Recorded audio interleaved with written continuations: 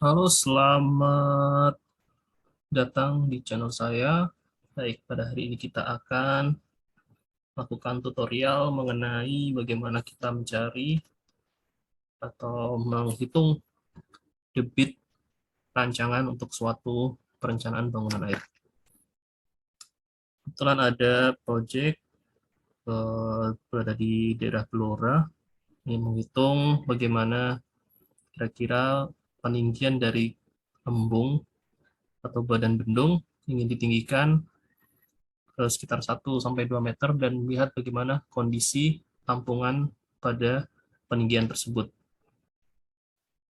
Jadi sebelumnya kita akan menghitung dulu kira-kira input debitnya yang melewati embung tersebut berapa. Nah, kita akan menghitung, kita akan cek dulu bagaimana kondisi data yang kita dapatkan.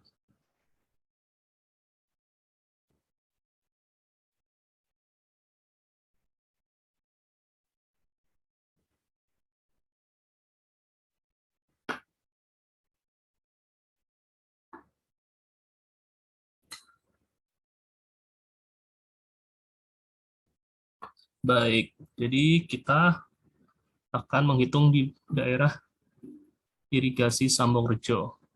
Sebelumnya kita bisa lihat dulu bagaimana kondisi di daerah tersebut. Nah, jadi ini adalah bangunan bendung yang akan ditinggikan sekitar 1 sampai 2 meter. Nah, pada proyek ini kita akan melihat bagaimana kondisi kira-kira genangan yang terjadi pada daerah ini. Nah, untuk menghitung itu kita perlu adanya input data hujan yang dirubah menjadi data debit pada daerah ini. Kenapa menggunakan data hujan? Karena kebetulan daerah ini tidak terdapat pengukuran debit secara berkala, sehingga kita memanfaatkan data hujan yang ada di sekitar pada stasiun hujan di sekitar daerah ini untuk menghitung atau membangkitkan perhitungan input debitnya. Kita cek dulu bagaimana kondisi data yang ada. Jadi ini adalah data yang kita dapatkan, yaitu dari tahun 2012 hingga 2021. Kita cek saja.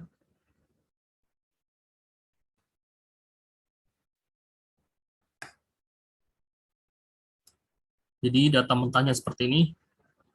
Terdapat sekitar 16 stasiun hujan, tetapi ada pada beberapa stasiun hujan itu mengalami kerusakan. Sehingga kemungkinan data ini tidak bisa digunakan, atau nanti kita bisa melihat untuk memutuskan apakah data hujan yang akan dipakai itu berdasarkan dari perhitungan menggunakan polygon Thiessen.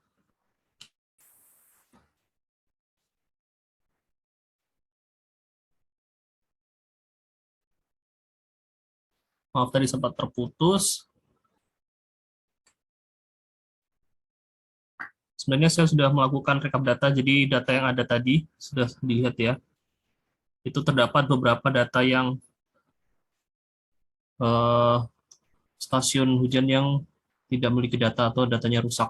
Tapi kita bisa mengseleksi stasiun hujan ini dengan cara menghitung atau mencoba menggambar polygon Thiessen apakah daerah tersebut atau stasiun tersebut bisa digunakan atau tidak.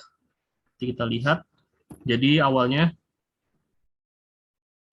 pada daerah tersebut sudah kami lakukan perhitungan polygon Thiessen. Jadi di sini ada 16 stasiun hujan. Kita bisa lihat di sini ada ya 16. Ini daerah Blora ya. Jadi ini adalah hasil dari penggambaran daerah das di daerah irigasi Sambong Rejo. Seperti ini, kita menghitung atau menggambarnya berdasarkan peta kontur.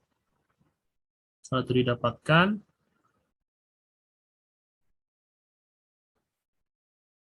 seperti ini. Ini saya menggunakan ArcGIS untuk membantu perhitungannya, di mana ArcGIS ini bisa membantu kita untuk menghitung atau menggambarkan polygon descent. Itu di mana kita memiliki koordinat dari stasiun hujannya, kita bisa plotkan hanya dengan cara kita cari saja, kita search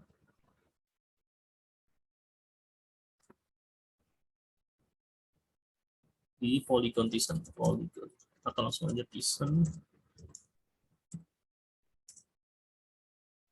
Nah, di sini create polygon descent. Nanti kita input. Nah, data yang kita input adalah koordinat dari stasiun hujannya. Setelah diinput,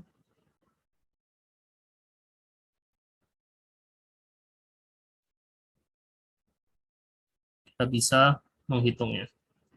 Jadi ini sudah saya hitung.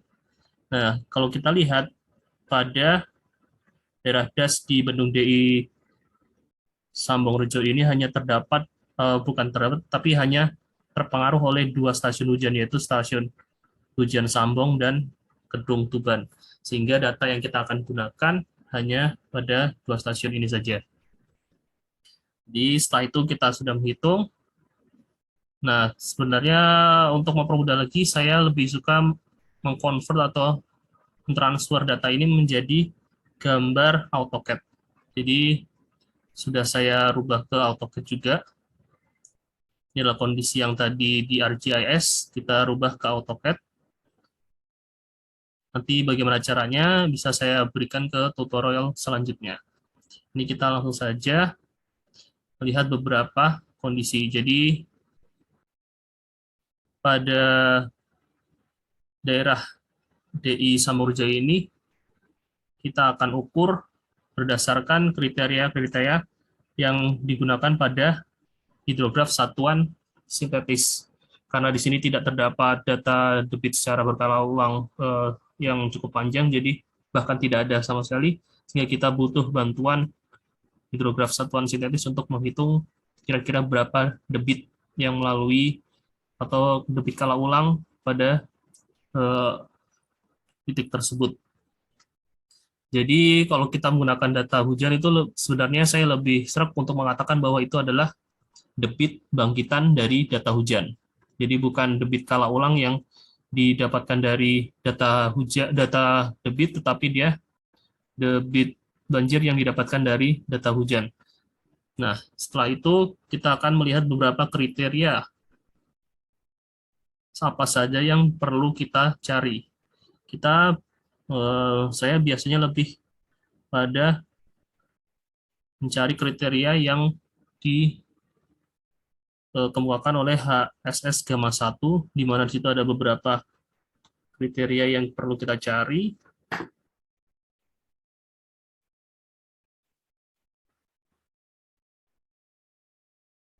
Seperti ini, kita cari di bukunya Bapak Bambang Kiatmojo.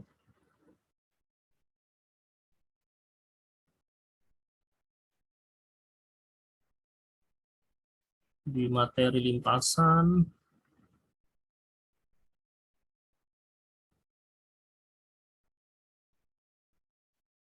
di bagian hidrograf satuan sintetis.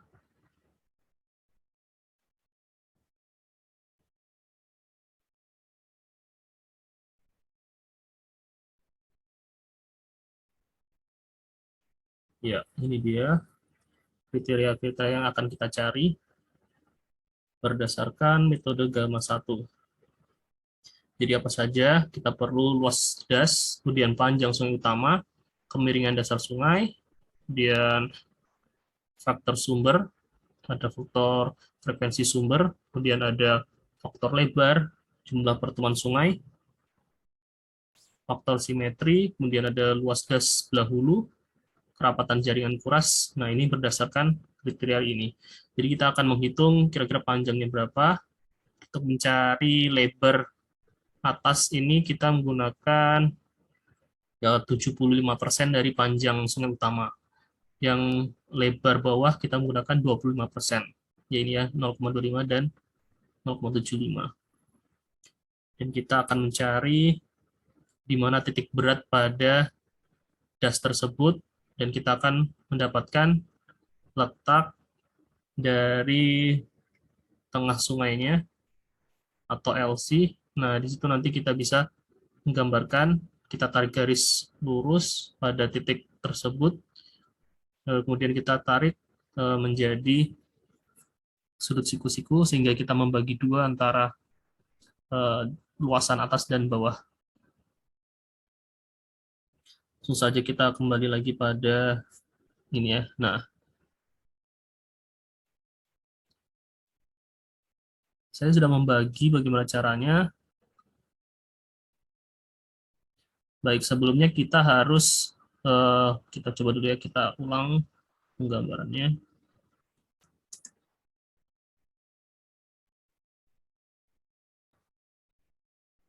Kita akan mencari dari titik berat das ini bagaimana. Kita gunakan track dan kita klik pada dasnya, kita enter. Oh, ini sudah direktur sebelumnya, dan kita klik mesh prop, kita klik dan klik kanan. Nah, kita akan mendapatkan centroid. Inilah yang disebut dengan pusat titik berat dari dasnya. Kita Ctrl V, kita copy tadi ya, dan kita ketik poinnya. Poin, masukkan koordinatnya. Oh ya, jadi koordinat yang kita gunakan adalah koordinat UTM. Jadi semua dalam UTM, yaitu di mana koordinatnya tidak menggunakan derajat atau decimal degree, kita pakai UTM, dia satuannya menggunakan meter.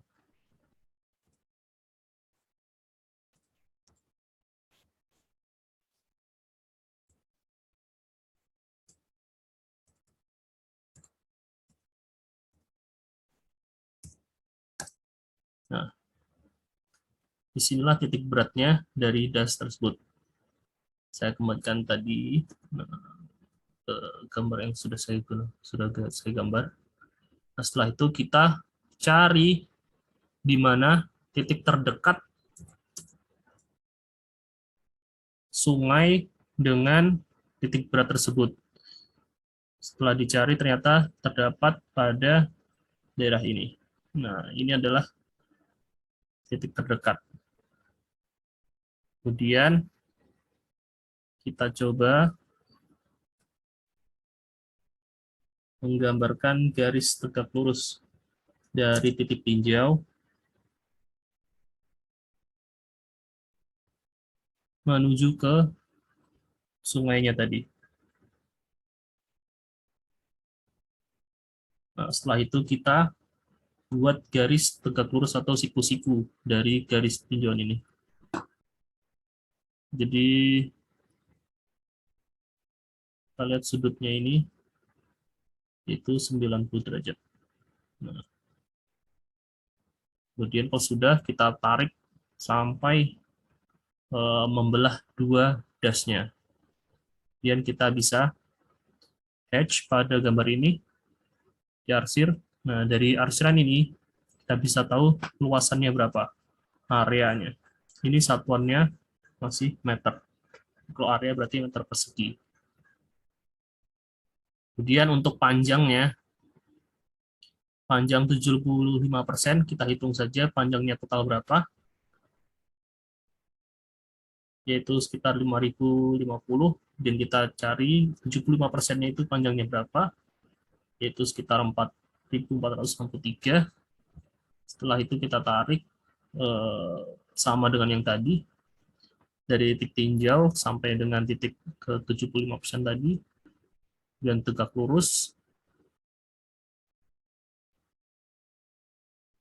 90 derajat, siku-siku. Nah, dan dipanjangkan hingga menyentuh ke garis das. Dan di sini juga yang 25% berapa dari panjang total sungai utamanya. 25%-nya sekitar 1487. Kita lakukan pencarian sama. Sebelumnya sebenarnya kita juga perlu mencari beberapa kriteria lagi, yaitu pangsa sungai. Jadi ada beberapa orde pada sungai ini.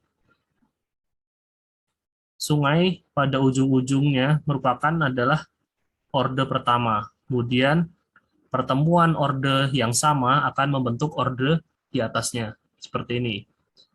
Orde 1 kita letakkan pada seluruh sungai yang di ujung atau tidak memiliki cabang di atasnya. Kemudian pada sungai pertemuan antara orde yang sama, seperti ini, orde 1 dengan orde 1 membentuk sungai dengan orde di atasnya, yaitu orde 2. Namun kemudian ketika orde 2 ketemu dengan orde 1, maka dia tetap akan menjadi orde 2. Tapi kalau dia bertemu dengan orde yang sama, dia akan menjadi orde di atasnya. Dan setelah dilakukan penulisan hingga di sini terdapat orde 2 dan orde 2 ketemu menjadi orde 3. Nah, di sini juga orde 3 dengan orde 3 menjadi orde 4. Di sini orde 4 dengan orde 2 tetap orde 4. Jadi sungainya terdapat orde 4. Kemudian kita cek panjang dari sungai orde 1 berapa. Nah, di sini bisa ya range-nya itu bisa dilihat ketika kita klik dan kita hitung satu-satu, dijumlahkan karena kita membutuhkannya. Nah, seperti di sini kita lihat, saya sudah membuat rumusan pada Excel, di mana di sini terdapat jumlah panjang sungai tingkat 1 atau orde 1, di mana jadi panjangnya ini kita jumlahkan semua, kita harus catat semua ya, dengan orde 1, berapa panjangnya, kita masukkan nilainya. Dan jumlah panjang sungai semua tingkat. Tidak hanya tingkat 1, tetapi semua tingkat. Totalnya berapa jumlahnya. Jumlah panjangnya berapa, kita masukkan. Kemudian jumlah pangsa sungai tingkat 1. Jadi ada berapa jumlah dari sungai tingkat 1 atau orde 1 ini. Di sini terdapat 33 ordenya atau jumlahnya. Kalau jumlah pangsa sungai semua tingkat terdapat yaitu 64. Kemudian kita cek lebar atas das. Lebar atas das yaitu 75% tadi. Nah, kita lihat lebarnya. Itu sekitar 789 meter. Kita rubah menjadi kilometer, itu sekitar 0,79. Kemudian juga yang lebar.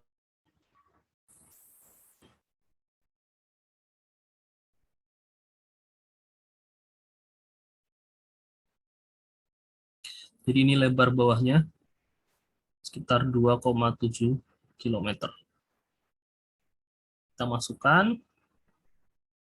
Kemudian ada elevasi hulu dan elevasi hilir. Ini berdasarkan data di ArcGIS. 125 untuk di hulunya. Di hilir sekitar 62,5. Dan luas das kita cek pada AutoCAD, tinggal diklik saja pada dasnya. Nah, areanya kita dapatkan. Kita nanti rubah menjadi kilometer persegi.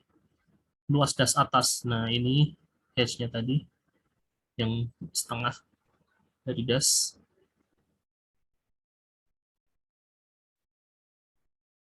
Dan panjang sungai, total panjang sungai utama, itu kita dapatkan 5,95 km. Dia untuk LC-nya di sini 2,63.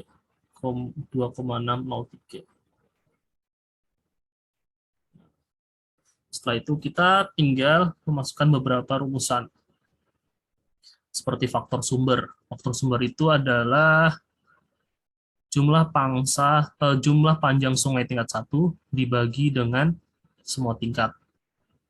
Dan SIM, faktor simetri, itu adalah hasil kali dari faktor lebar dengan luas relatif das bagian hulu. Faktor lebar ini sendiri adalah lebar atas das dibagi dengan lebar bawah.